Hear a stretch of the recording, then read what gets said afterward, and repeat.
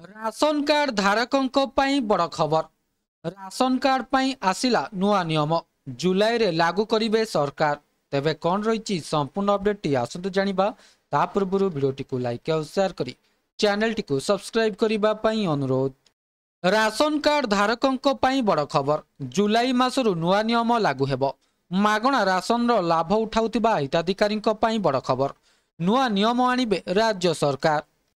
राज्य सरकार निष्पत्ति नेइछंती जे घर को नहीं जिबा राशन योजना अधीन रे एबे गर्भवती महिला, स्तन्य पानकारी महिला एवं पिला माने आधार सहित लिंक होइतिबा मोबाइल रे ओटीपी एवं फेस वेरिफिकेशन पर ही राशन पाइबे। 1,18,00,000 हिताधिकारी एहार लाभ पाइबे। एहार उद्देश्य अनियमितता को रोकिबा एवं योग्य हिताधिकारी को सुविधा प्रदान करिबा।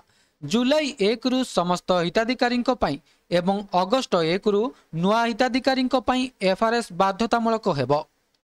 एफआरएस सिस्टम एक डबल ऑथेंटिकेशन सिस्टम रे काम करिबो।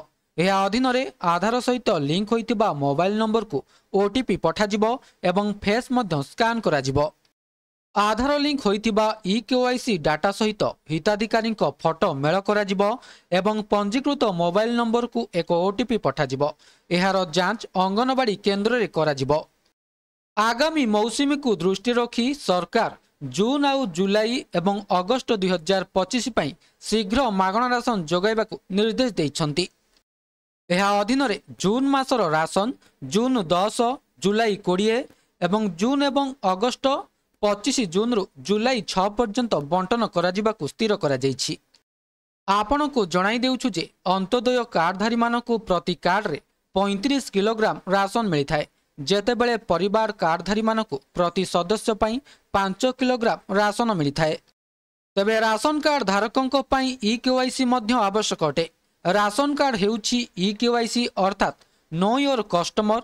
एहाकू करिबा पछरे कारण हेउछि राशन कार्ड धारकों परिचय जांच करिबा एवं नकली राशन कार्ड को दूर करिबा।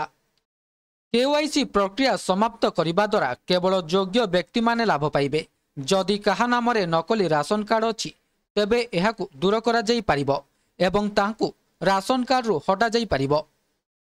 ईकेवाईसी प्रक्रिया अनुଯାयी प्रत्येक राशन कार्ड सदस्य को तांको नाम, जन्म तारीख इत्यादि को तांको आधार तथ्य सहित मेल करिबाकू पड़िबो।